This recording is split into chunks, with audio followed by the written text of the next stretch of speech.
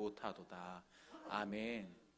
오늘 이 수요기도에 오신 모든 성도님들 한 분 한 분에게 하나님의 가득한 은혜가 넘치시길 바랍니다. 구약학 교수님이신 강성렬 교수님의 홈페이지를 보다가 문득 이런 이야기를 보게 되었습니다. 눈이 많이 내린 어느 날 새벽, 할아버지와 손자가 산책을 나갔다고 합니다.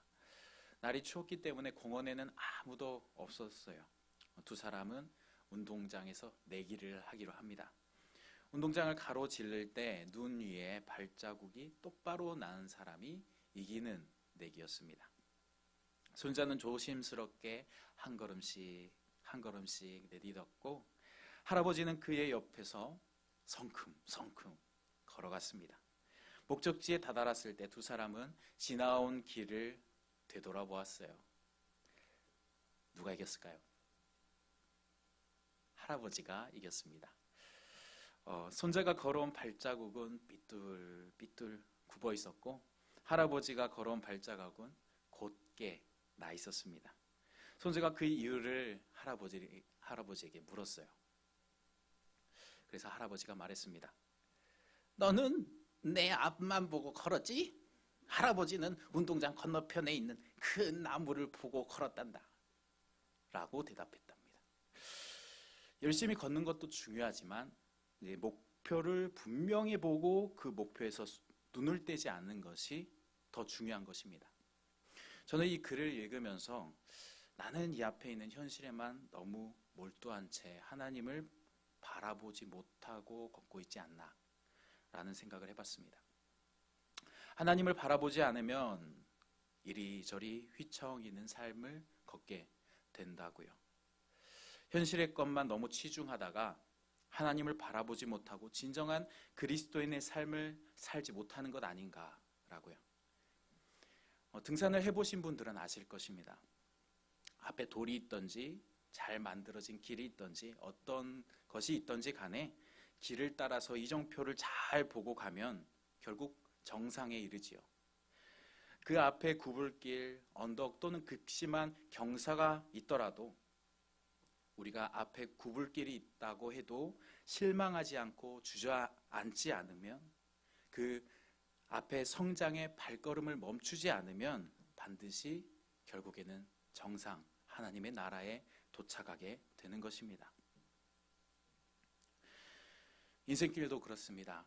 우리의 인생길도 그렇죠. 울퉁불퉁한 그 고난길을 걷다가 넘어갈 때면 내리막이 있고 오르막길이 있어서 힘들어할 수도 있습니다. 힘들어서 지칠 때도 있어요. 그러나 인생의 이정표인 성경을 바라보면서 하나님과 동행하며 나아가시기 바랍니다. 올바른 길을 그렇게 걸어가시기 바랍니다. 방향이 잘못되었다면 그만큼 몸만 힘들고 그리고 지쳐버리고 다치기만 하지요. 우리가 하나님을 바라보지 못한다면 제대로 된 길을 갈 수 없고 앞에 있는 일을 제대로 처리할 수도 없게 됩니다.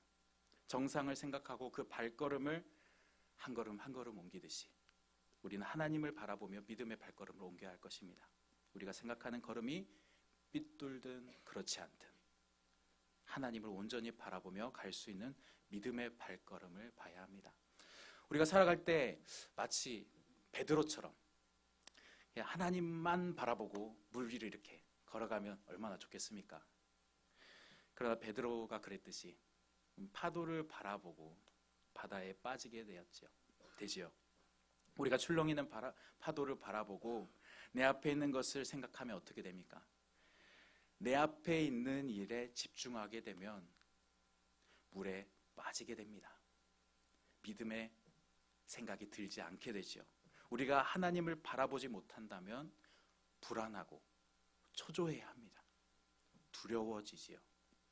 하나님을 바라보지 못하고 내 앞에 일만 집중하게 되면 내 업적이 중요하게 되고 내 일이 중요하게 되고 내 명예가 중요하게 됩니다.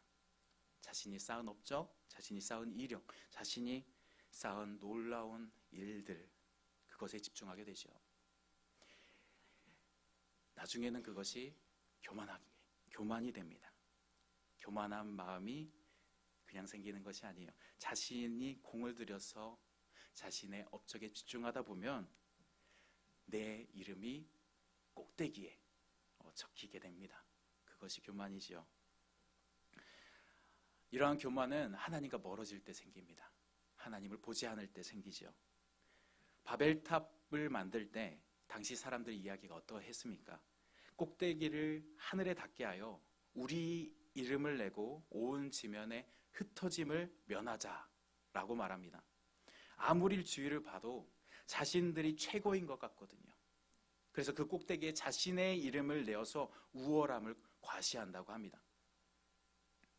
그 꼭대기에 뭐가 있습니까? 이름이 있죠. 자신들의 이름이 있습니다. 그런데 그 이름 위에 하나님이 있는지 모른 채 살아간다는 겁니다. 하나님을 바라보지 못하면 하나님이 있는지 모른 채 교만해지는 것입니다. 하나님을 바라보지 못하면 이 땅에서 자신이 최고라는 생각을 하는 것입니다. 베드로전서 5장에는 하나님이 교만한 자를 대적하신다고 말씀하세요. 하나님을 바라보지 않고 교만하게 되면 하나님께서 대적하게 된다는 말씀입니다. 이 바벨탑이 하나님께 이렇게 위협이 될 만한 그런 물건이었을까요? 그 건물이었을까요? 전혀 아니죠. 그 교만한 마음을 보고 하나님께서 내려오세요. 위협이 돼서 내려오신 게 아니라 11장에 보면, 창세기 11장에 보면 하나님이 그 광경을 보고 저 아래 아주 조그맣게 점 같은 게 보이는데 그게 자신의 위대함을 드러낸다라고 얘기하니까 내려오신 거예요. 자신들이 최고라고 말하면서 자신들 위에 아무것도 없듯이 그렇게 행동하는 사람들이 탑을 만든다는 거예요. 하나님께서 그 사람들을 보고 불손하고 오만한 태도를 보고 분노하십니다. 탑 때문에 분노하신 게 아니에요. 그래서 하나님은 탑을 못 만들도록 하십니다. 그 교만한 사람들의 의도가 뭐였지요? 자신들의 이름을 내고 우리들이 흩어짐을 면하자 하였지요. 그런데 그들이 원하는 대로 하나도 되지 않았습니다. 교만으로 만들어진 공든탑이 무너지게 되었어요. 그것도 순식간에 무너지게 되었어요. 우리가 우리 위에 하나님을 바라보지 못한다면 우리는 교만하게 되고 아무것도 할 수 없게 됩니다. 우리가 주님을 바라보지 않고 살아간다면 우리는 내가 걸어온 길이 나의 업적이 되고 나의 자랑이 됩니다. 오늘 본문 예레미야 그 내용을 봐보면 유다 사람들이 하나님을 바라보지 못하고 교만하게 됐다고 얘기하고 있어요. 교만하여 버림받게까지 되었다고 말씀합니다. 여기서 하나님께 교만하면 단절되게 된다는 것을 알 수 있습니다. 하나님과 소통이 끊긴 것처럼, 교류가 끊긴 것처럼 답답하게 된다고 말씀하고 계세요. 8절 말씀에 내 소유가 숲속의 사자같이 되어서 나를 향하여 그 소리를 내므로 내가 그를 미워하였음이로라 라고 말씀하십니다. 내 소유, 내 백성이 사자가 되어서 소리를 낸다라고 말씀합니다. 왕을 알아보지 못하고 왕에게 포효하는 사자가 되었다고 말씀하세요. 사자가 되었다는 것은 무엇을 뜻합니까? 이스라엘 백성들이 하나님께 대드는 존재가 되었다는 거예요. 그들이 교만하게 된 겁니다. 순종은 하지 않고 자신의 업적과 자신의 힘, 자신의 일, 자신의 능력이 더 믿을만하고 하나님을 대적하게 된 것이죠. 하나님을 바라보지 않게 된 것입니다. 그들이 걷는 길이 삐뚤빼뚤 하다 못해 아예 다른 길로 가게 됐습니다. 하나님의 이정표가 아닌 반대의 길로 가게 된 것입니다. 하나님을 바라보기는커녕 하나님을 향하여 대들면서 대적자가 되었습니다.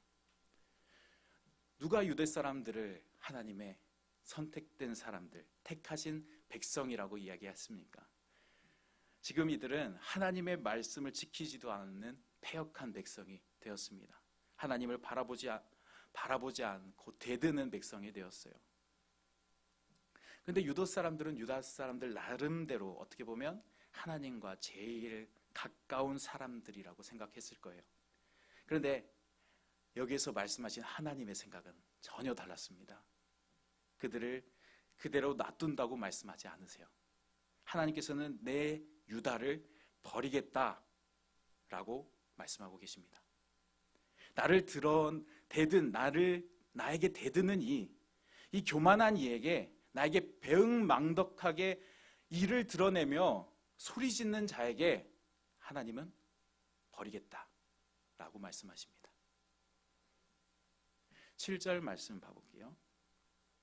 나는 내 집을 버렸다. 내 소유로 택한 내 백성을 포기하였다. 내가 진정으로 사랑한 백성을 바로 그들의 원수에게 넘겨주었다 라고 말씀합니다. 하나님은 교만한 자를 대적하시며 그들에게 벌을 내리십니다. 아무리 하나님이 택한 선민의식이 있어도 하나님께서 택한 백성이라도 하나님은 버리신다고 말씀하고 계세요. 로마서 11장에 보면 돌감람나무 이야기가 나옵니다.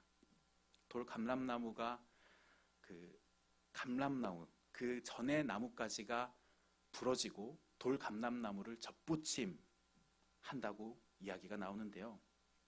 하나님께서 그 전에 나뭇가지를 버리셨다 말씀하십니다. 이스라엘 사람들이 믿음의 길을 버려버리고 하나님을 바라보지 않고 대적자가 되었기 때문에 하나님께서 이렇게 하신 것입니다. 그런데 하나님께서 이러한 결정을 내리기 쉬우셨을까요? 이 유다를 이렇게 버리시는 것이 과연 간단하게 내린 결정이셨을까요? 전혀 그렇지 않습니다. 유다를 어떻게 표현했냐면 내 소유, 내 집, 내 포도원이라고 말씀하십니다. 쉽게 버릴 수 없는 집, 밭, 소유, 자신의 재산이라고 말씀하고 계세요. 집, 돈, 중요한 물건들을 그냥 버릴 사람이 어디 있겠습니까? 그런데 하나님께서는 버리신다고 말씀하고 계신 거예요. 개역개정에서는 하나님의 소유라고 말씀하고 있죠. 그러나 새번역 성경에서는 내 백성이라고 번역되어 있습니다. 아무래도 개역개정에서는 비유적으로 표현하기 때문에 그렇게 써놓은 것 같아요. 새번역 성경의 말을 빌리자면 내 백성을 버리겠다. 내 백성을 다른 나라의 노략거리로 줘버리겠다. 그래서 들짐승 같은 그 나라들에게 삼켜지게 하겠다라고 말씀하십니다. 이건 절대 쉬운 결정이 아니죠. 한 나라의 왕이 자신의 백성을 다른 나라의 노략거리로 그 백성들을 놔주어 버린다는 겁니다. 폭군이라면 상관이 없을 거예요. 근데 우리가 알고 계시는 그 하나님이, 어진 임금님이, 선하신 하나님이 다른 나라의 노략거리로 자신의 백성들을 줘버리는 결정을 하십니다. 그것이 쉬우셨을까요? 결코 그렇지 않습니다.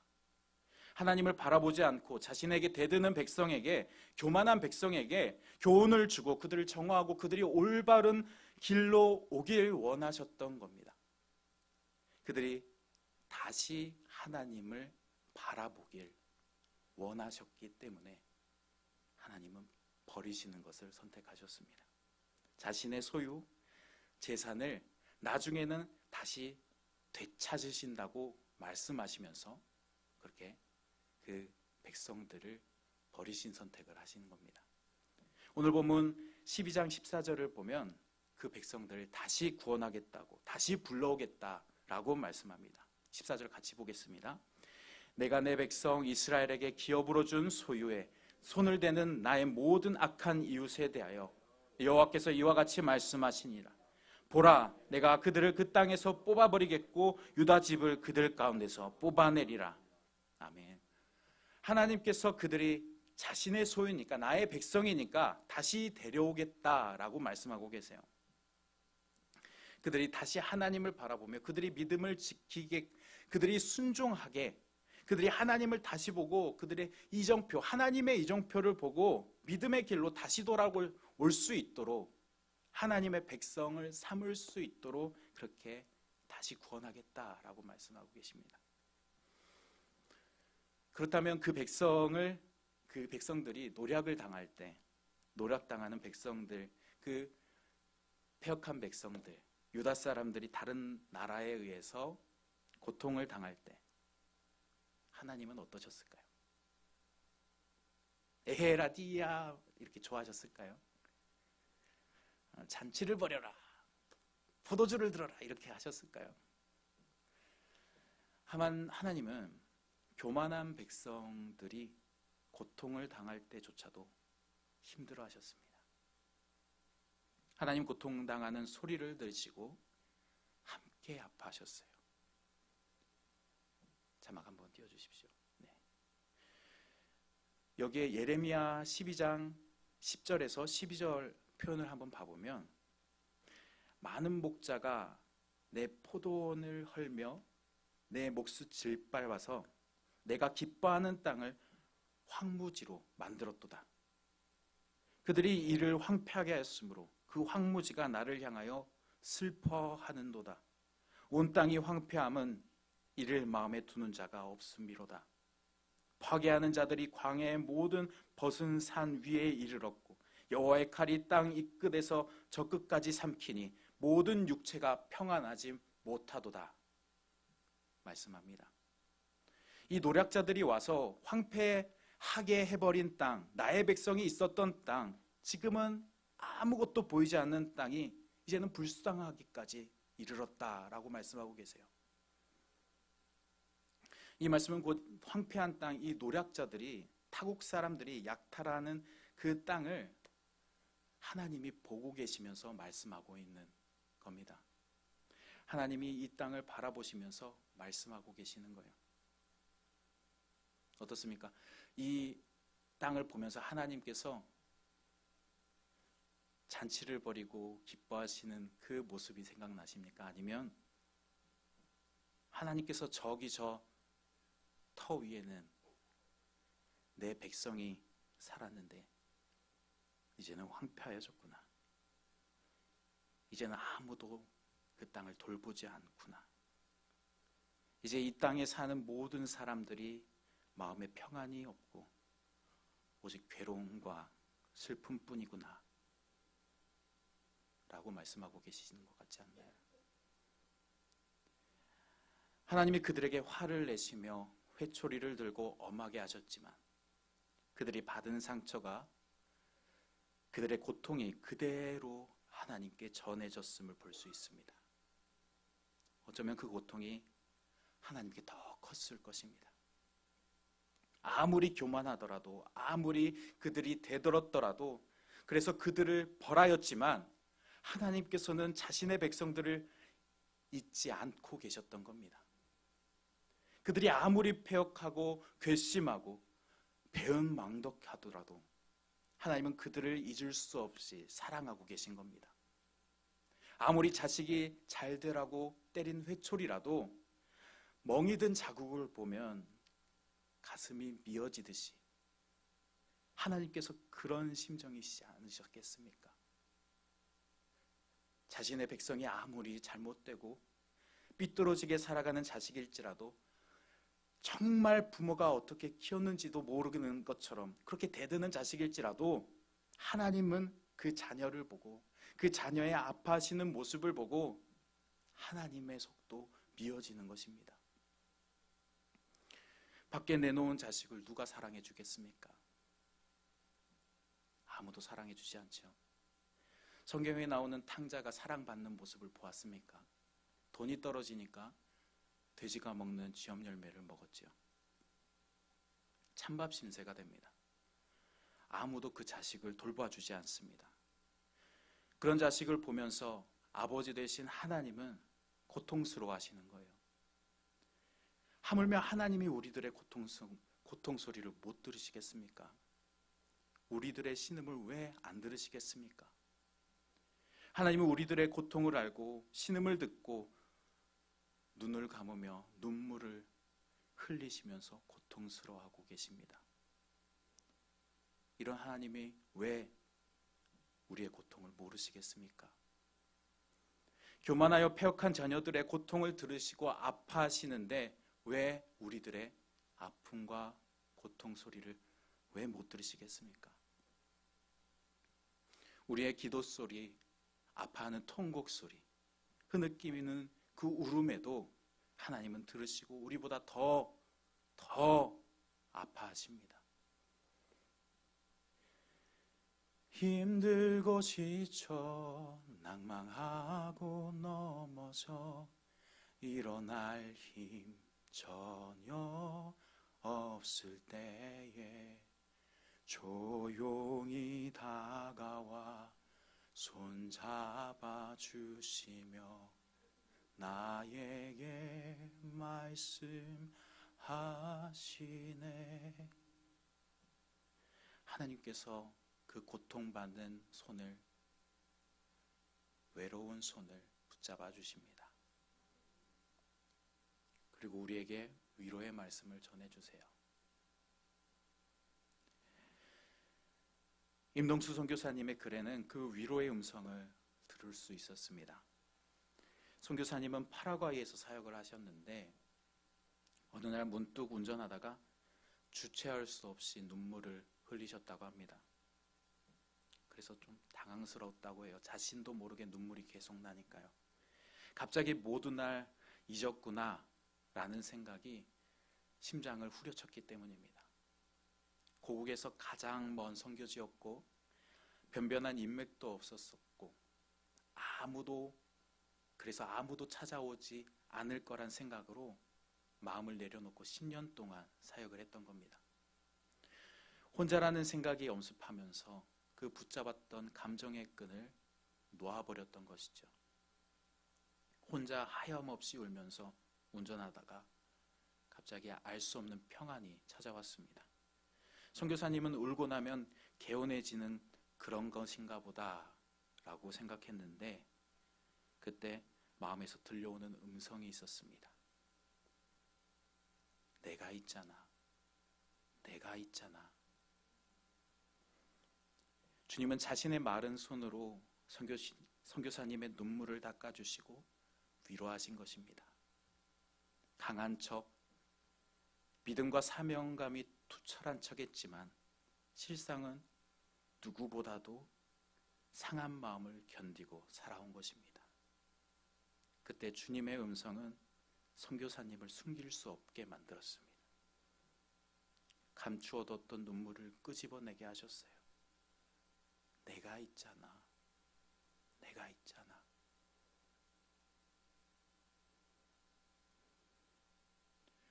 우리가 살아오는 길이 주님을 바라보면서 걸어가는 길이어도 외롭고 힘들며 어려울 수 있습니다.